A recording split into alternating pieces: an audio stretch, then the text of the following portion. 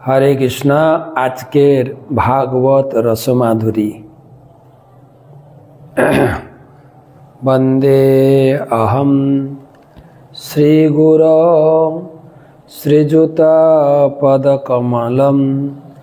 श्रीगुरोन् वैष्णवांश्च श्रीरूपं साग्रजातं सहगना रघुनाथान्वितं तं सजीवं साद्वैतं सावधूतं परिजन सहितं कृष्ण चैतन्य देवं श्रीराधा कृष्ण पादन सहगन ललिता श्री विशाखान्वितांश्च। नमो ओं विष्णुपादाय कृष्ण प्रेष्ठाय भूतले श्रीमते भक्ति वेदांत स्वामी निति नामिने। नमस्ते सारस्वती देवे गौरवाणी प्रचारिणे निर्विशेष शून्यवादी पाश्चात्य देशतारिणे। जय श्री कृष्ण चैतन्य प्रभु नित्यानंद श्री अद्वैत गदाधर श्रीवासादि श्री गौर भक्तबिंद। हरे कृष्णा कृष्णा कृष्णा हरे हरे, हरे राम राम राम हरे हरे।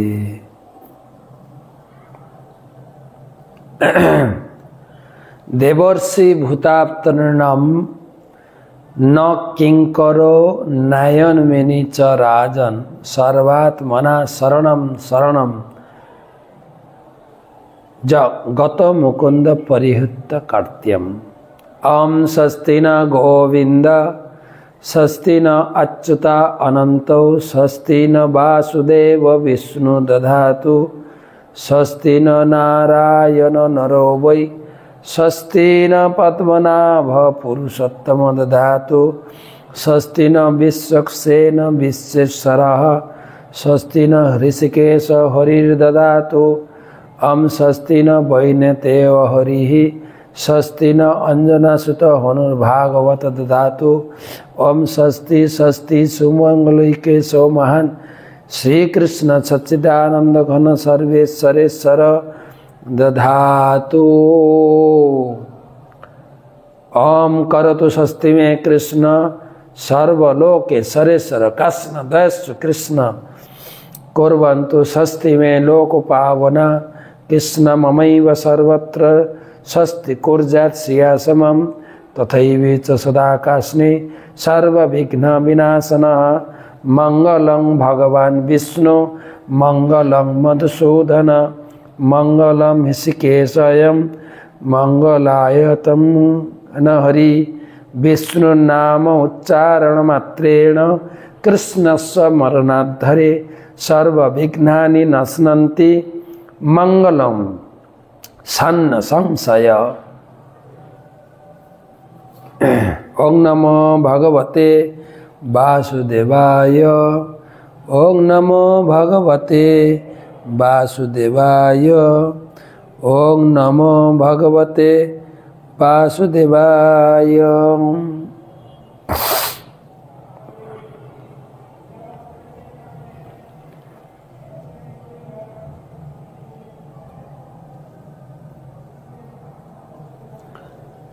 नारायणं नमस्कृत्य नरं चैव नरोत्तमं देवीं सरस्वतीं व्यासं ततो जयम् उदीरयेत्।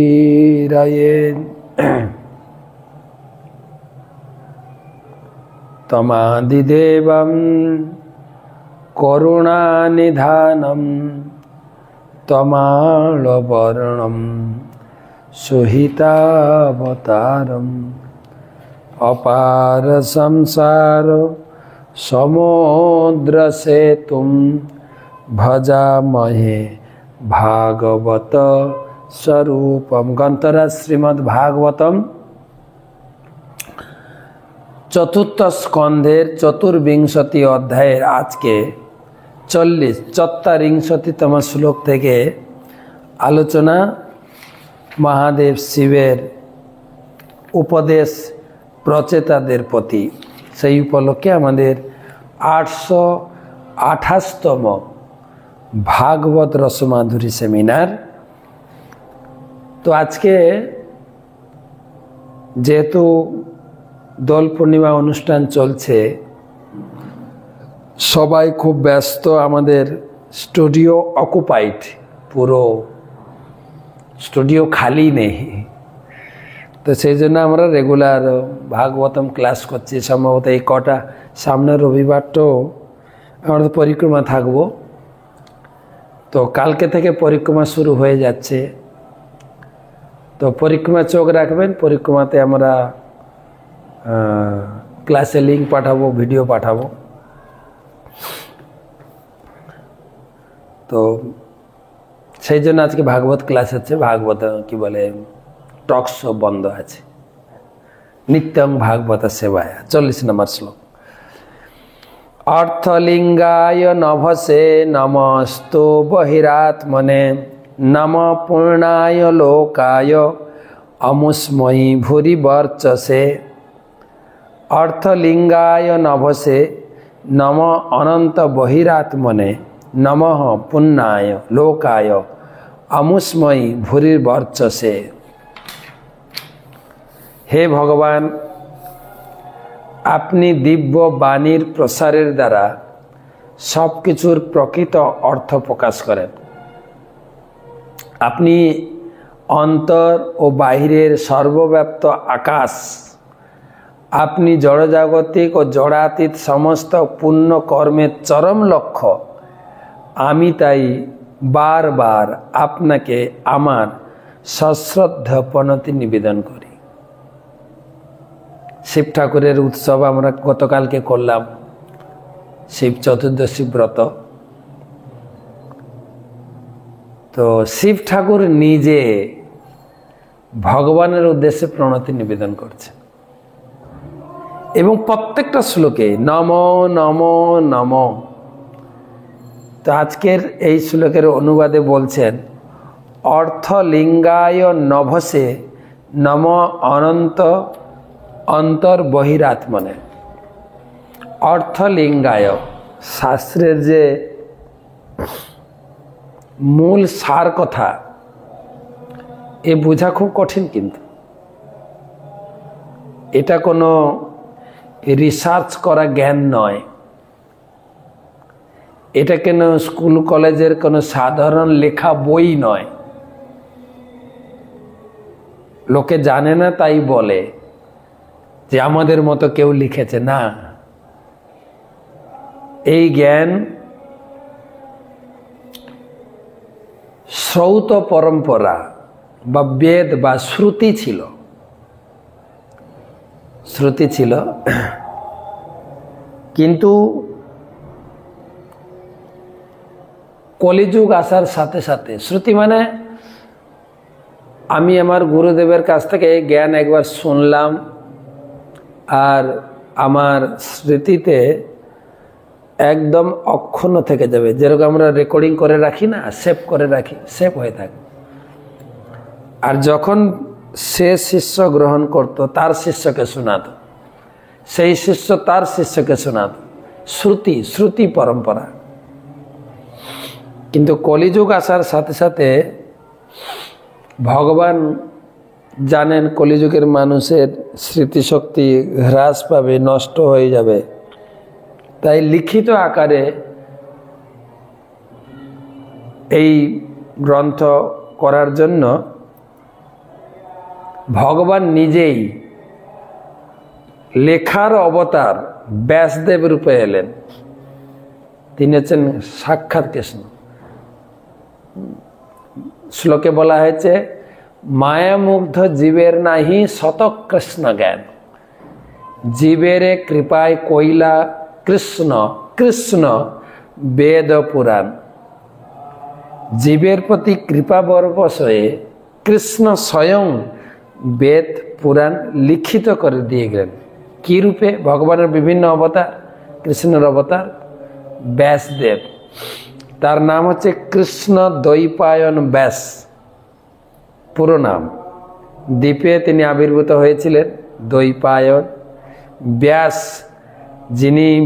যিনি বেদকে লিখে ডিভিশন বা ভাগ করেছিলেন, বিভাজন করেছিলেন, তাই তার নাম ব্যাস।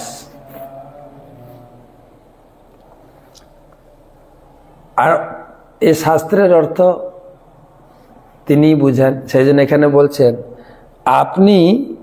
আপনি অর্থলিঙ্গায়, এই যে শাস্ত্রের প্রত্যেকটা কথার অর্থ আপনি বুঝেন ভালো করে। তাহলে আমরা পড়ে কিছু বুঝতে পারবো না, কিছুটা বুঝতে পারি, কিন্তু সর্বদামোদর গোস্বামী তিনি বলে গেছিলেন শাস্ত্র ভালো করে বুঝবো কি করে? তিনি বললেন যাহ ভাগবত পড়ো, বেদ পুরাণ গীতা যা কিছু পড়ো বৈষ্ণবের স্থানে, বৈষ্ণবের আনুগত্যে। যেরকম আমাকে ডাক্তার হতে গেলে ডাক্তারের আনুগত্যে পড়াশোনা করে শিখতে হবে, পুলিশ হতে গেলে প্রতিদিন এনসিসি কি বলে লেফট রাইট এ পুলিশের অধীনে ট্রেনিং নিতে হবে, ইঞ্জিনিয়ার হতে গেলে ইঞ্জিনিয়ারিং ট্রেনিং নিতে হবে।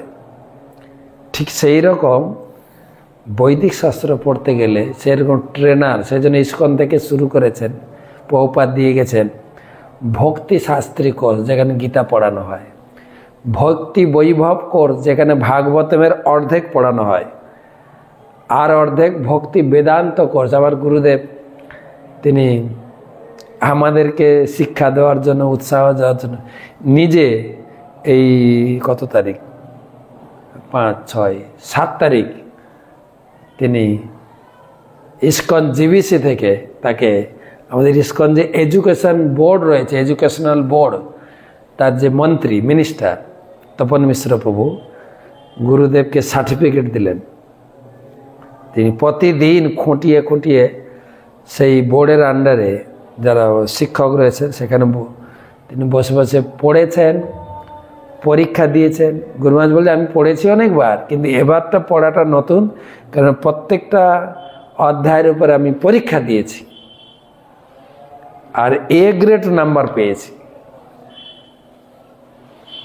তাই যাহ ভাগবত পড়ো বৈষ্ণবের স্থানে, একান্ত আশ্রয় করো চৈতন্য চরণে। চৈতন্য মহাপ্রভুর চরণাশ্রয়, চৈতন্য মহাপ্রভুর ভক্ত হতে হবে, চৈতন্য মহাপ্রভুর ভক্তের অধীনে ভাগবত গীতা পড়তে হবে, তাহলে বুঝতে পারব।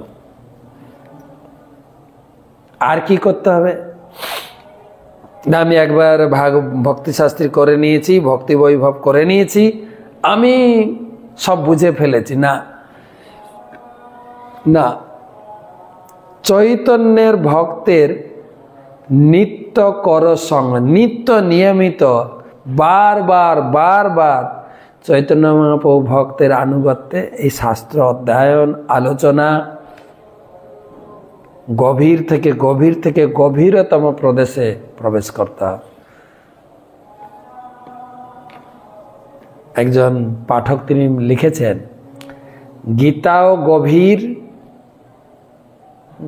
যেটা যেটা ভগবান নিজে বলেছেন, রহস্য হি এতদত, গীতার যে গভীর রহস্য কথা আমি সবাইকে দেব না, ভক্ত হসি যে ভক্ত তাকে দেব, সে বুঝতে পারে। তো গীতা অত্যন্ত গভীর, সমুদ্র অতল গভীর। সমুদ্রে ডুবে গেলে মানুষ মারা যায়, আর গীতার গভীর জ্ঞানে প্রবেশ করলে মুক্তি পায়।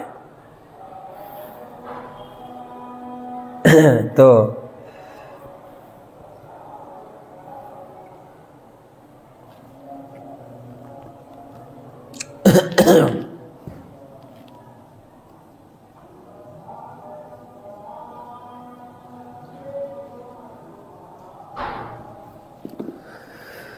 তাই আর ভগবান নিজে বলেছেন গীতায়, তুমি চেষ্টা করো ভক্তের আনুগত্যে পড়াশোনা করে, তাও যদি না বুঝতে পারো আমি আছি তোমার সঙ্গে, আমি আছি তোমার সঙ্গে। দুইটা শ্লোকে ভগবান গীতায় 10ম অধ্যায় 10, 10ম অধ্যায় 11 দুটো শ্লোকে বলেছেন, তেষাং সতত যুক্তানাং ভজতাং প্রীতিপূর্বকম দদামি বুদ্ধি যোগম তম যেন মাম উপজান্তি তে।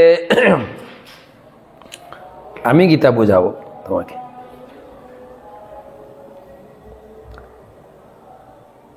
কেননা শিব ঠাকুর বলছেন, তুমি তো সবার হৃদয়ে আছো, তুমি তোমার বাইরেও আছো। হৃদয়ে তিনি অন্তর্যামী রূপে রয়েছেন, আমাকে উৎসাহ প্রদান করছেন, বুদ্ধি প্রদান করছেন, আমি যাতে শাস্ত্র ভালো করে বুঝতে পারি। আর বাইরে তিনিই শাস্ত্র রূপে প্রকাশিত হয়েছেন। বাইরে শাস্ত্র, অন্তরে বাইরে দেখেন, অন্তরে বাইরে তুমি সর্বব্যাপ্ত। বারবার তোমাকে প্রণাম করি, নমো নমো নমো নমো। তাৎপর্য, বৈদিক প্রমাণকে বলা হয় শব্দ ব্রহ্ম। এমন অনেক বস্তু রয়েছে যা আমাদের অপূর্ণ ইন্দ্রিয়ের উপলব্ধির অতীত, কিন্তু বৈদিক শাস্ত্রের শব্দ প্রমাণ অভ্রান্ত। বেদকে বলা হয় শব্দ ব্রহ্ম, কারণ বৈদিক প্রমাণ হচ্ছে চরম জ্ঞান। তার কারণ শব্দ ব্রহ্ম বা বেদ ভগবানের প্রতিনিধিত্ব করে। শব্দ ব্রহ্মের প্রকৃত সারমর্ম কিন্তু আধ্যাত্মিক সমস্ত বস্তুর অর্থ প্রকাশিত হয়। এই হরে কৃষ্ণ মহামন্ত্র উচ্চারণ ফলে ভৌতিক ও আধ্যাত্মিক সমস্ত বস্তুর অর্থ প্রকাশিত হয়। এই হরে কৃষ্ণ মহামন্ত্র পরমেশ্বর ভগবান থেকে অভিন্ন। প্রত্যেক বস্তুর অর্থ প্রকাশ হয় বায়ুর মাধ্যমে প্রাপ্ত শব্দের ধ্বনির দ্বারা। সেই ধ্বনি জড় হতে পারে অথবা আধ্যাত্মিক হতে পারে, কিন্তু শব্দ ব্যতীত কোনো কিছুর অর্থ হৃদয়ঙ্গম করা যায় না। বেদে বলা হয়েছে, অন্তর্বহিশ্চ তৎসর্বং ব্যয়া নারায়ণ স্থিত। নারায়ণ সর্বব্যাপ্ত, তিনি অন্তরে বাহিরে অবস্থিত। ভগবদ গীতাতে বলা হয়েছে, 13 অধ্যায়ে 34 শ্লোকে বলা হয়েছে, যথা প্রকাশয়তে কহ কৃষ্ণম লোকমিমম রবিঃ ক্ষেত্রম ক্ষেত্রী তথা কৃষ্ণম প্রকাশয়তি ভারত। যথা প্রকাশয়তে কহ কৃষ্ণম লোকমিমম রবি ক্ষেত্রম ক্ষেত্রী তথা কৃষ্ণম প্রকাশয়তি ভারত। হে ভারত, এক সূর্য যেমন সমগ্র ব্রহ্মাণ্ডকে প্রকাশিত করে, তেমনি জীবাত্মা ও পরমাত্মা চেতনার দ্বারা সমগ্র জগৎকে প্রকাশিত করে। সূর্য যেরকম সকালে উঠলে পুরো আলো, ঘর বাড়ি, আকাশ, রাস্তাঘাট, পুকুর খানা ডোবা সব, এমনি ঘরে লাইট জ্বলে যতটুকু লাইট ততটুকু দেখা যায়, বা হাতে টর্চ লাইট থাকলে যতটুকু ততটুকু দেখবো। কিন্তু সূর্য উঠলে প্রকাশয়তি ভারত, সারা সব জিনিস প্রকাশ হয়ে যায়। ঠিক সেরকম পরমাত্মা আত্মা হৃদয় থেকে সারা শরীরকে, সারা দেহকে জাগিয়ে রেখেছেন। হাত চলছে, পা চলছে, মুখ চলছে, চোখ চলছে, শুধু আত্মা পরমাত্মা আছে বলে। প্রকাশয়তি ভারত। পক্ষান্তরে বলা যায় যে জীবাত্মা ও পরমাত্মা উভয়ই চেতনা সর্বপ্রাপ্ত। জীবের সীমিত চেতনার ফলে তার জড় শরীরটি জুড়ে ব্যাপ্ত, আর ভগবানের পরম চেতনা সমগ্র ব্রহ্মাণ্ড জুড়ে ব্যাপ্ত। জীবাত্মা দেহের অভ্যন্তরে রয়েছে বলেই সারা শরীর জুড়ে চেতনা ব্যাপ্ত হয়েছে, তেমনি পরমাত্মা ও চেতনা, কৃষ্ণের চেতনা সমগ্র ব্রহ্মাণ্ড জুড়ে ব্যাপ্ত হয়েছে বলে সব কিছু যথাযথভাবে ক্রিয়া করছে। মায়া ধাক্সেন প্রকৃতি শ্রূয়তে সচরাচরম। হে কন্তেয়, আমার অধক্ষতায় এই জড়া প্রকৃতি পরিচালিত হচ্ছে এবং স্থাবর ও জঙ্গম প্রাণীদের উৎপন্ন হয়েছে। শিব তাই পরমেশ্বর ভগবানের কাছে প্রার্থনা করেছেন তিনি যেন আমাদের প্রতি প্রসন্ন হন, যাতে কেবল হরে কৃষ্ণ মহামন্ত্র কীর্তন করার ফলে আমরা ভৌতিক আধ্যাত্মিক উভয় জগতের সব কিছু হৃদয়ঙ্গম করতে পারি। এই সূত্রে অমুসময়ী শব্দটি তাৎপর্যপূর্ণ, কারণ তা উচ্চতর লোক প্রাপ্ত হওয়ার পর সর্বোৎকৃষ্ট যে লক্ষ্য তাকে ইঙ্গিত করে। যারা সকাম কর্মে যুক্ত কর্মী তারা তাদের পূর্বকৃত পুণ্যকর্মের ফলে উচ্চতর লোক প্রাপ্ত হয়, আর যারা জ্ঞানী, যারা ভগবানের দেহ নিকট রশ্মি ছটায় কৈবল্য বা সাহায্য লাভ করতে চায়, তারাও চরমে তাদের বাঞ্ছিত ফল প্রাপ্ত হন।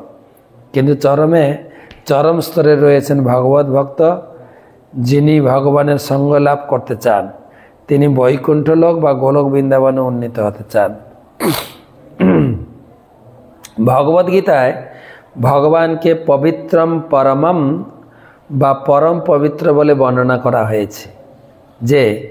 যে সমস্ত গোপ বালকেরা ভগবান কৃষ্ণের সঙ্গে খেলা করেছিলেন তারা যেন সাধারণ কোনো জীব ছিলেন না। পক্ষান্তরে জন্মান্তরের পুঞ্জীবিত পুণ্যের ফলে মানুষ পরমেশ্বর ভগবানের সঙ্গ করা সৌভাগ্য অর্জন করেন, যেহেতু পবিত্র আত্মাই কেবল তা প্রাপ্ত হতে পারেন।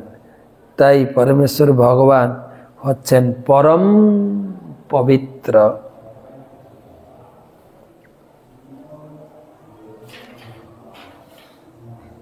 পরের শ্লোক, প্রবৃত্তায় নিবৃত্তায় পিতৃদেবায় কর্মণে নম ধর্ম বিপাকায় মৃত্যবে দুঃখদায় চ নমো। নমো প্রতি শ্লোকে নমো। হে ভগবান, আপনি পুণ্য কর্মের ফল দর্শনকারী। এর আগের শ্লোকে বলা আছে জড়জাগতিক ফল আর চিন্ময় ফল সবই আপনার হাতে। ভগবান ছাড়া কোনো দেবদেবীও বর দিতে পারেন না, সেটা গীতায় সিদ্ধ হয়েছে। ময়ি বিহিতান হিতান, আমার দ্বারা কোনো দেবদেবীর কাছে কোনো ভক্ত যদি কোনো কিছু চায়, দেবদেবীরা দেন, সেটাও আমার কাছ থেকে নিয়ে দেন, আমার কাছ থেকে। যেরকম সরকারি লেভেল দেখে না,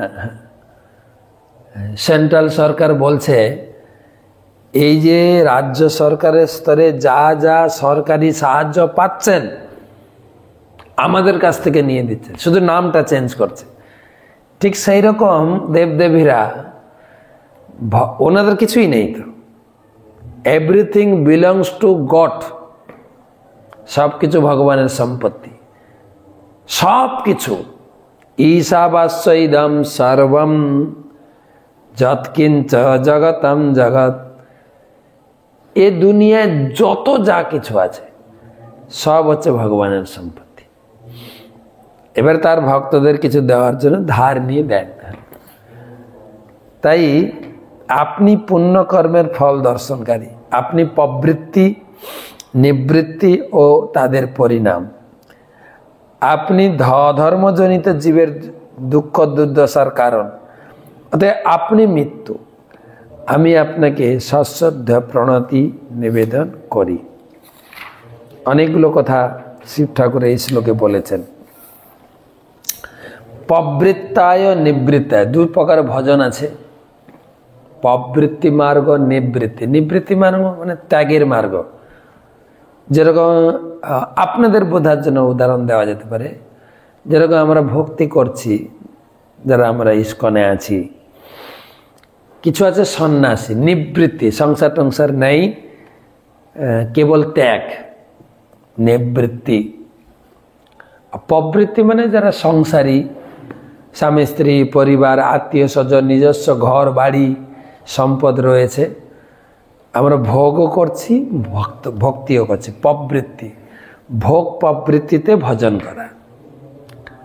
আর যারা নিবৃত্তি, তাদের সংসার, তাদের সংসারটা হচ্ছে দুনিয়া, দুনিয়াটাই সংসার।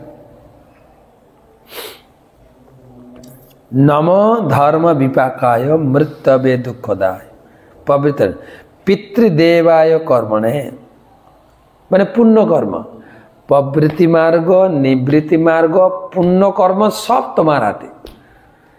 তুমি না আশীর্বাদ করলে মানুষ নিবৃত্তি মার্গ ধরতে পারে না, প্রবৃত্তি মার্গ ধরে। নিবৃত্তি মার্গ মানে সন্ন্যাস, সম্পূর্ণরূপে জীবন উৎসর্গ। এটাও ভগবানের কৃপা দরকার, নাহলে সবার দ্বারা হয় না। আর যেরকম আমি সন্ন্যাস কখনো চিন্তা করিনি সন্ন্যাসী মহারাজ হবো, এসেছিলাম ভগবানের সেবা করতে। তো গুরুদেব কৃপা করে ধীরে ধীরে যে বর্ণের সর্বোচ্চ আশ্রম সন্ন্যাস আশ্রম, সন্ন্যাস দীক্ষা মন্ত্র প্রদান করেছেন। আর গৃহস্থ ধর্ম প্রচুর, কত গৃহস্থ আছে দুনিয়াতে, সবাই তো ভক্ত হতে পারছে না। তাই গৃহস্থরাও যারা ভক্তি জীবনে এসেছি, কৃষ্ণ কৃপা বিনা নহে তার প্রবর্তন, সেটাও ভগবানের কৃপা ছাড়া হয় না। গৃহস্থ ধর্মে রয়েছেন কিন্তু কৃষ্ণময় সংসার, বাড়িতে কৃষ্ণ সেবা করে, কৃষ্ণকে ভোগ নিবেদন করে, সব কিছু রান্না বান্না খাওয়া দাওয়া সমস্ত কিছু ভোগ চড়িয়ে প্রসাদ হিসাবে গ্রহণ করেন। নিজের বস্ত্র, নিজের সব কিছু জিনিস সব ভগবানের কাছে নিবেদিত। যেরকম আমি মঠে আসার আগে যখন আমি পড়াশোনা করতাম 5, 6, 7, 8, 9, আমি আগেও বলেছি, যখন নতুন ক্লাসে উঠতাম, নতুন বই, নতুন খাতা, সব কিছু নতুন, তো খাতার উপরে লিখতে হবে শ্রী শ্রী হরি, তবে তুমি খাতায় লিখতে পারবে। এমনকি মা বলতেন প্রতিটা পৃষ্ঠার উপরে যে ফাঁকা জায়গাটা শ্রী শ্রী হরি লিখবে, অর্থাৎ হরিতে নিবেদিত সব কিছু। সেজন্য বলছে পিতৃদেবায়, পুণ্য কর্ম যা কিছু। নম ধর্ম বিপাকায়, ধর্ম আর বিপাক, ধর্ম আর অধর্ম, এই অধর্মটাও ভগবান করাচ্ছেন, ধর্মটাও ভগবান করাচ্ছেন। কিন্তু কেন না, যেহেতু আমি চাইছি ভোগ করব, ভগবান টগবান মানবো না। হ্যাঁ, খাও দাও ফুর্তি করো, ভগবান আবার কিসের? হ্যাঁ, ভগবান তার বুদ্ধিটাকে ভুলিয়ে দেন। হ্যাঁ ঠিক আছে, তুমি যা বলছো ঠিক আছে, ঠিক আছে, যত পারো অধর্ম করো, অধর্ম করো। তা আপনি বলেন ভগবান তো করতে উৎসাহিত দিচ্ছেন, হ্যাঁ, কিন্তু রিয়াকশনটা তোমাকে ভোগ করতে হবে। তুমি যেহেতু চাইছ আমি ধর্ম করব, আমি অধর্ম করব, আমি পাপ করব, আমি খুন করব, যা কিছু আমরা করছি ভগবানের শক্তি ছাড়া কোনো কিছু না। পাপ করাটাও ভগবানের শক্তি, পুণ্যকর্মটা করা শক্তি। কিন্তু আমি যেটা চাইছি ওটাই ভগবান করাচ্ছে। আমি প্ল্যান যোজনা বানাচ্ছি, ওকে খুন করব, তার সম্পত্তি লুট করবো, হ্যাঁ, কিন্তু রিয়াকশন পরের জন্য তুমি পাবে, তোমাকে ও খুন করবে। যেমন করবো তেমন ফল, এটার ভিতরে কোনো বিতর্ক আসতে পারে না। ভগবান পাপও করাচ্ছেন, ভগবান পুণ্য করাচ্ছেন, কিন্তু ভোগ করবে তুমি।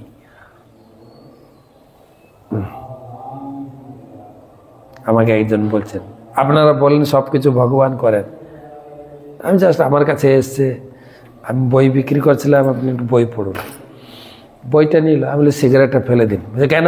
আপনারা তো বলেন যা কিছু ভগবান করায়। হ্যাঁ, কথাটা ঠিকই, একদম ভুল নেই। তা আমিও বলছি এটাও ভগবান করাচ্ছেন যে সিগারেটটা ফেলে দিন। আর পুলিশ এসে আপনাকে পিটাবে, সেটাও ভগবানের কৃপা। ভগবানের কৃপা মানলে সবগুলো মানতে হবে। হ্যাঁ, আমি পাপ করছি, ভগবান আমাকে করাচ্ছেন, তো পাপের ধরুন যে আসে আপনাকে পিটাবে, শাস্তি দেবে, সেটাও তো ভগবান করাচ্ছেন, স্বীকার করতে হবে না? না এক সাইড স্বীকার করবেন? তাই ধর্ম বিপাকায় মৃত্যুবে দুঃখদায়, মৃত্যুটা হবে ভগবানের ইচ্ছায়, রাখে হরি মারেকে। আর দুঃখ, সুখ দুঃখ ভগবানের ইচ্ছায়। সুখ দুঃখ আমার হাতে। আচার্যগণ বলছেন, মোর কর্ম মোর হস্ত গল্লাই বাঁধিয়া কুতর্ক বিষ্ঠা করতে ফেলেছে ডারিয়া। আমার জীবনের দুঃখ সুখের জন্য দায়ী আমি, অন্য কেউ না। অন্য কাউকে দোষারোপণ করতে পারেন না, কোনো প্রশ্নই আসে না।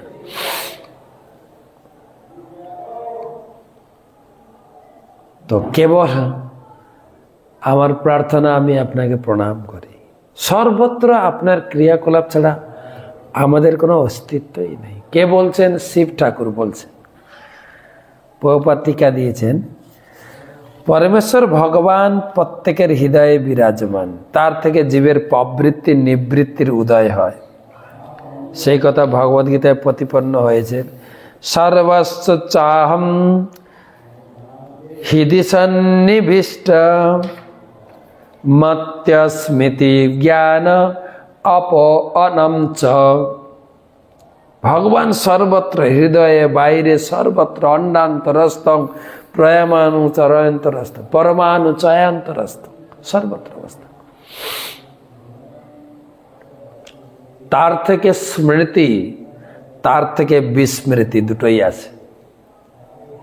জ্ঞান এবং জ্ঞানের বিলোপ দুটোই।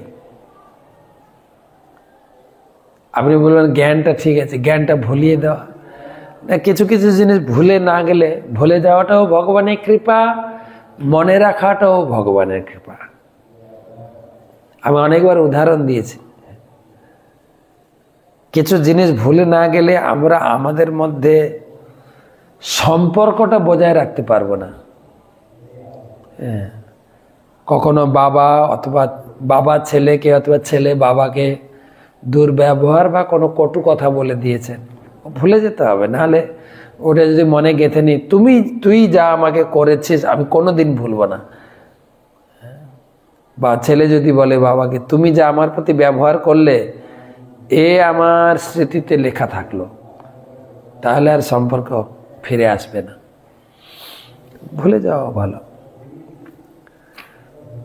যদিও প্রভুপাদ বলেছেন ভগবান অসুরদের তার কথা ভুলিয়ে দেন এবং তার ভক্তদের তার কথা স্মরণ করে দেন। মানুষের প্রবৃত্তির কারণ হচ্ছে ভগবান। ভগবদ্গীতায় ১৬ অধ্যায় ৭ম শ্লোকে বর্ণনা অনুসারে প্রবৃত্তিং নিবৃত্তিম চ জনা ন বিদুরাসুরা। অসুররা জানে না কিভাবে কর্মে প্রবৃত্ত হওয়া উচিত, কোন কর্ম থেকে নিবৃত্ত হওয়া উচিত।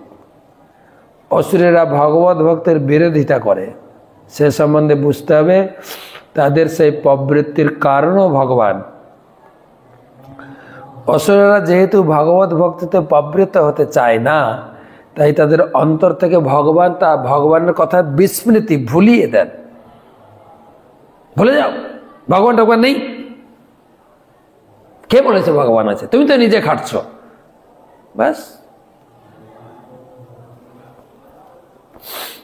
কর্মীরা সাধারণত পিতৃলোকে উন্নীত হতে চায়, যে কথা ভগবদ্গীতায় প্রতিপন্ন হয়েছে।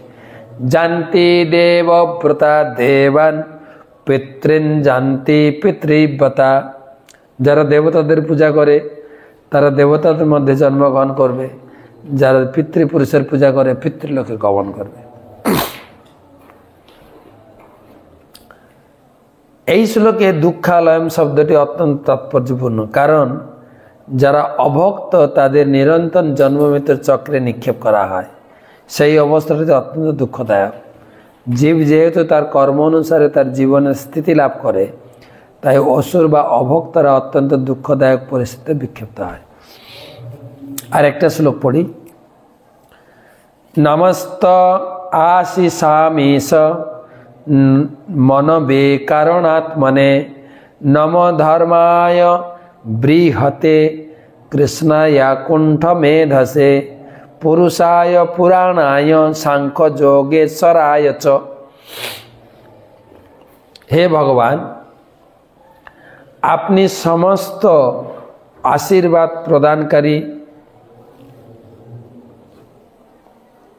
প্রদানকারীদের মধ্যে সর্বশ্রেষ্ঠ, প্রবীণতম এবং সমস্ত ভক্তদের মধ্যে সর্বশ্রেষ্ঠ ভক্তা। আপনি সমগ্র জগতের সাংখ্যযোগ দর্শনের ঈশ্বর, কারণ আপনি সর্বকারণের পরম কারণ ভগবান শ্রীকৃষ্ণ। আপনি সমস্ত ধর্মতত্ত্বের পরম ঈশ্বর, পরম মন। আপনার মেধা কখনো কোনো পরিস্থিতিতে প্রতিহত হয় না। তাই বারবার আমি আপনাকে আমার সশ্রদ্ধ প্রণতি নিবেদন করি, প্রণতি নিবেদন করি, প্রণতি নিবেদন করি, প্রণতি নিবেদন করি। বারবার বলছেন। এই শ্লোকে দুবার লিখেছেন, নমস্ত আশিমা আশিস নম ধর্মায়। আগের শ্লোকে একবার বলেছেন, তার আগের শ্লোকে একবার বলেছেন না, আগের শ্লোকে দুবার।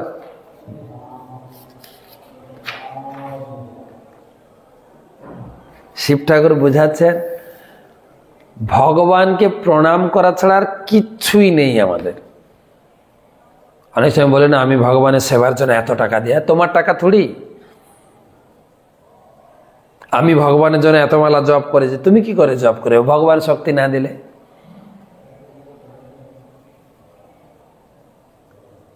তাই ইংরেজিতে যে কথাটা বলছি আমি, এভরিথিং বিলংস টু গড, সব জিনিস ভগবানের। তাই কেবল ভগবানকে প্রণাম ছাড়া আর আমাদের কিচ্ছু করণীয় নেই। লিখছেন দেখেন, নমস্ত আশিসামিষ। যতজন আশীর্বাদ দেয়, বড় আশীর্বাদক হচ্ছেন আপনি। কে বলছেন? শিব। আমরা তো ফালতু আশীর্বাদ দিই, যেগুলো টিকে না।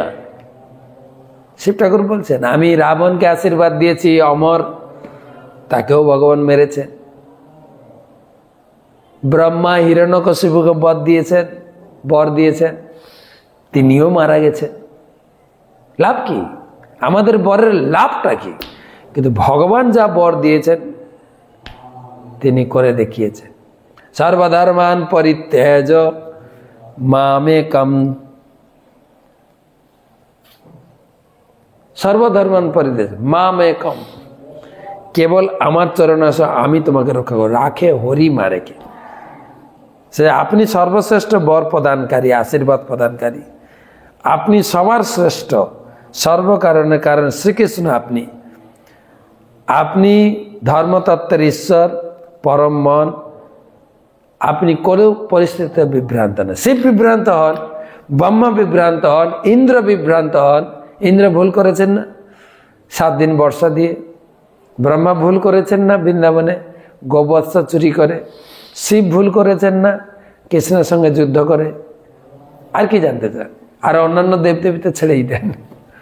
সেটা আপনি কখনো বিভ্রান্ত হন না। আপনাকে প্রণাম করি, আপনাকে প্রণাম করি। এই শ্লোকটা পড়ে যাবে, তাৎপর্য পড়বো, অনেক বড় তাৎপর্য। এই শ্লোকে কৃষ্ণায় অকুণ্ঠ মেধসে শব্দগুলি তাৎপর্যপূর্ণ। আধুনিক বৈজ্ঞানিকেরা অনিশ্চয়তার তত্ত্ব, থিওরি অফ আনসার্টেনিটি আবিষ্কার করে মস্তিষ্কের ক্রিয়া বন্ধ করে দিয়েছে। কিন্তু প্রকৃতপক্ষে জীবের মস্তিষ্কের এইরকম এমন কোনো ক্রিয়া থাকতে পারে না যা স্থান ও কালের সীমার দ্বারা প্রতিহত হয় না।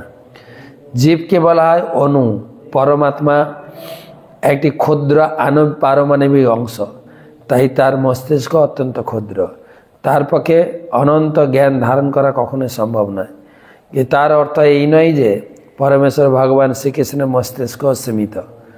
শ্রীকৃষ্ণ যা বলেন এবং করেন তা কখনো কাল ও স্থানের দ্বারা সীমিত নয়। ভগবদ্গীতায় ভগবান বলেছেন, বেদাহম সমিতিতানি বর্তমানানি চার্জুন ভবিষ্যানি চ ভূতানি মাং তো বেদ না কশ্চন। হে অর্জুন, অতীতে যা কিছু রয়েছে, বর্তমান যা কিছু হচ্ছে, ভবিষ্যতে যা কিছু হবে, পরমেশ্বর ভগবান রূপে আমি তা সবই জানি। আমি সমস্ত জীবেদের জানি, কিন্তু আমাকে কেউই জানে না। ভগবান বলছেন, তোমার কি হবে, কি হয়েছে, কি হচ্ছে সব জানি, আপনি লুকাবেন কি করে? শ্রীকৃষ্ণ সব কিছুই জানেন, কিন্তু কৃষ্ণের কৃপাপাতিত কৃষ্ণকেই কেউ জানতে পারে না। তাই শ্রীকৃষ্ণ প্রতিনিধিদের পক্ষে অনিশ্চয়তা তত্ত্বের থিওরি অব আনসার্টেনিটি কোনো প্রশ্নই ওঠে না। শ্রীকৃষ্ণ যা বলেন তা পূর্ণ ও নিশ্চিত এবং তা অতীত, বর্তমান ও ভবিষ্যৎ সর্ব অবস্থাতেই প্রযোজ্য।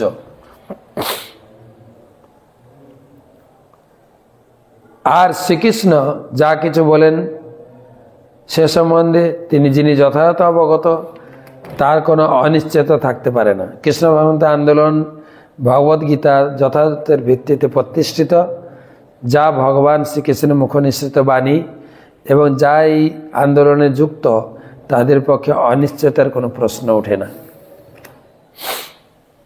এখানে শ্রীকৃষ্ণকে আশিসাম ঈশ বলে সম্বোধন করা হয়েছে।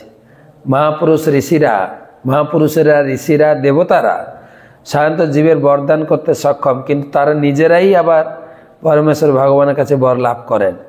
শ্রীকৃষ্ণের আশীর্বাদ পুষ্ট না হলে কেউই অন্য কাউকে বর প্রদান করতে পারে না। মনবে শব্দটি তাৎপর্যপূর্ণ। এই শব্দটির অর্থ হচ্ছে পরম মনুকে, অর্থাৎ পরম মনু বা প্রথম মনু হচ্ছেন শ্রীকৃষ্ণের অবতার স্বয়ম্ভুব মনু। সমস্ত মনু ভগবান শ্রীকৃষ্ণের শক্তিতে শক্তি সম্পন্ন অবতার, মন্যন্তর অবতার। ভগবান একদিনে 14 জন মনু, এক মাসে 420 জন মনু, এক বছরে 5040 জন মনু এবং সারা জীবনে ব্রহ্মার সারা জীবনে 5,04,000 মনু রয়েছেন। যেহেতু সমস্ত মনুরা হচ্ছেন মানব সমাজের পরিচালক, তাই চরমে শ্রীকৃষ্ণ হচ্ছেন মানব সমাজের পরম পরিচালক। মনবে শব্দটি আরেকটি অর্থ হচ্ছে সব রকমের মন্ত্র সিদ্ধি। মন্ত্রবদ্ধ জীবের ভববন্ধন থেকে উদ্ধার, তাই কেবল হরে কৃষ্ণ কৃষ্ণ কৃষ্ণ হরে হরে, হরে রাম রাম রাম হরে, এই মন্ত্র উচ্চারণ করার ফলে জীব যে কোনো অবস্থা থেকে মুক্ত হতে পারে। কারণাত্মনে সব কিছুরই একটা কারণ রয়েছে। ঘটনাক্রমে জগতের উৎপত্তির মতবাদটি এই শ্লোকে খণ্ডন করা হয়েছে। যেহেতু সব কিছু একটি কারণ রয়েছে, তাই ঘটনাক্রমে কোনো কিছু ঘটার কোনোই প্রশ্ন ওঠে না। যেহেতু তথাকথিত দার্শনিক বৈজ্ঞানিকের প্রকৃত কারণ সম্বন্ধে অজ্ঞ, জানে না, তাই তারা মূর্খের মতো বলছে সব কিছু অটোমেটিক ঘটছে। ব্রহ্মসংহিতায় শ্রীকৃষ্ণকে সর্বকারণে কারণ বলে বর্ণনা করা হয়েছে, তাই এখানে তাকে কারণাত্মক বলে বর্ণনা করা হয়েছে। তিনি স্বয়ং সব কিছু আদি কারণ ও মূল বীজ। বেদান্ত সূত্রে বলা হয়েছে জন্মাদস্য যত, পরম সত্য হচ্ছেন সমস্ত প্রকাশের পরম কারণ। এখানে সাংখ্য যোগেশ্বরায় শব্দটি তাৎপর্যপূর্ণ, কারণ ভগবদ্গীতায় শ্রীকৃষ্ণকে যোগেশ্বর বা সমস্ত যোগশক্তির ঈশ্বর বলে বর্ণনা করা হয়েছে। অচিন্ত যোগশক্তি ব্যতীত কাউকে ভগবান বলে স্বীকার করা যায় না। এই কলিযুগে যাদের অল্প একটু যোগ শক্তি রয়েছে, তারা নিজেদের ভগবান বলে প্রচার করছে, কিন্তু এই সকল নকল ভগবানেরা তাদের মূর্খদের কাছ থেকেই স্বীকৃতি লাভ করে। কারণ একমাত্র পরমেশ্বর ভগবান হচ্ছেন শ্রীকৃষ্ণ, যিনি সমস্ত যোগশক্তি ও যোগ সিদ্ধি সমন্বিত। বর্তমানকালে জনপ্রিয়তা অর্জন করছে যে সাংখ্যযোগ পদ্ধতি, তার প্রবর্তন করেছে নিরীশ্বরবাদী কপিল। কিন্তু প্রকৃত সাংখ্যযোগ পদ্ধতির প্রবর্তক হচ্ছেন শ্রীকৃষ্ণের এক অবতার কপিল দেব, যিনি ছিলেন দেবাবতীর পুত্র কপিল। তেমনি শ্রীকৃষ্ণের আরেক অবতার রয়েছেন দত্তাত্রেয়, সাংখ্যযোগ পদ্ধতি বিশ্লেষণ করেছেন। তাহলে সাংখ্যযোগও কৃষ্ণ করেছেন, সেজন্য এখানে বলছেন সাংখ্য যোগেশ্বরায়। এইভাবে শ্রীকৃষ্ণ হচ্ছেন সমস্ত যোগ পদ্ধতি, সাংখ্যযোগ পদ্ধতির আদি উৎস। পুরুষায় পুরাণায় শব্দটি বিশেষ করে বিচার্য। ব্রহ্মসংহিতায়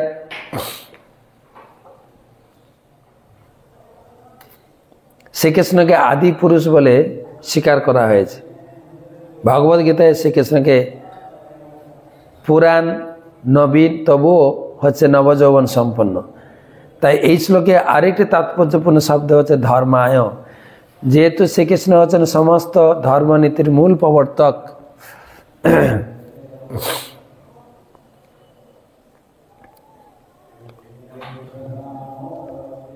তিনি তাই বলা হয় যে ধর্মম তু সাক্ষাৎ ভগবত প্রণীত। কেউ কোনো নতুন ধর্ম প্রবর্তন করতে পারে না, কারণ ধর্ম ইতিমধ্যে রয়েছে, তাই তা ভগবান শ্রীকৃষ্ণ দ্বারা স্থাপিত হয়েছে। ভগবদ্গীতায় শ্রীকৃষ্ণ মূল ধর্ম সম্বন্ধে নির্দেশ দেয়। সমস্ত ধর্ম পরিত্যাগ করতে আমাদের বলেছেন। প্রকৃত ধর্ম হচ্ছে ভগবানের শরণাগত হওয়া।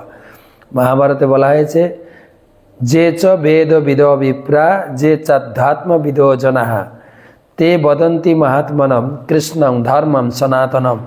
এর অর্থ হচ্ছে যে যিনি সঠিকভাবে বেদ অধ্যয়ন করেছেন, যিনি প্রকৃত বিপ্র অথবা বেদজ্ঞ, যিনি আধ্যাত্মিক জীবন সম্বন্ধে যথার্থই অবগত, তিনি পরমেশ্বর ভগবান শ্রীকৃষ্ণের বাণী অনুসরণ করাকেই জীবের সনাতন ধর্ম বলে বর্ণনা করা আছে। অতএব শিব এখানে আমাদের সনাতন ধর্মের তত্ত্ব সম্বন্ধে শিক্ষা প্রদান করেছেন। তো যাই হোক, অনেক কথা আছে, এক একটা শ্লোকের 10-10টা ক্লাসেও শেষ করা যাবে না। সংক্ষেপে আমরা 3টা শ্লোকের অর্থ বুঝলাম। ভগবান হচ্ছেন, তিনি হচ্ছেন পরম বরদাতা, তিনি হচ্ছেন হৃদয়ে বুদ্ধি প্রদাতা। ভালো মন্দ, ধর্ম অধর্ম, পাপ পুণ্য সব ভগবান থেকে আসে। তো আজকে আর প্রশ্ন উত্তর নেব না, আজকে এই পর্যন্ত রাখছি।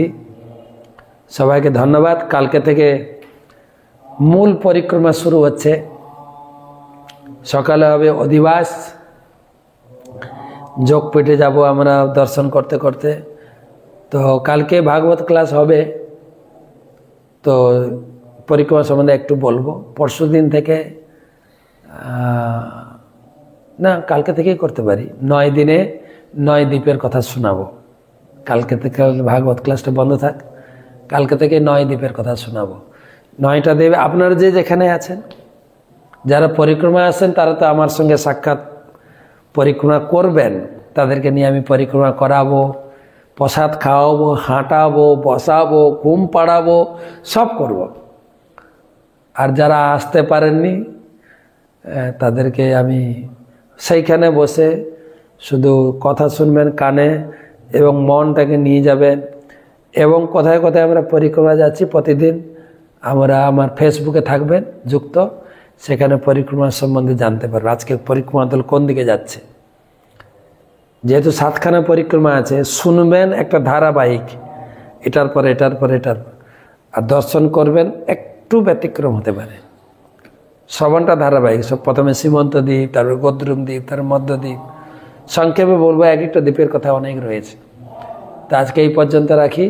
কালকে পরিক্রমার অধিবাস, আগামী পরশু দিন থেকে শুরু হয়ে যাবে। 15,000 ভক্ত নিয়ে আমরা পায়ে হাঁটতে হাঁটতে পুরো নবদ্বীপ ধাম দর্শন করব, কথা শুনব, রাত্রি নিবাস করব, প্রসাদ পাবো, নাচবো, নাটক, সিনেমা, কত কিছু অনুষ্ঠান।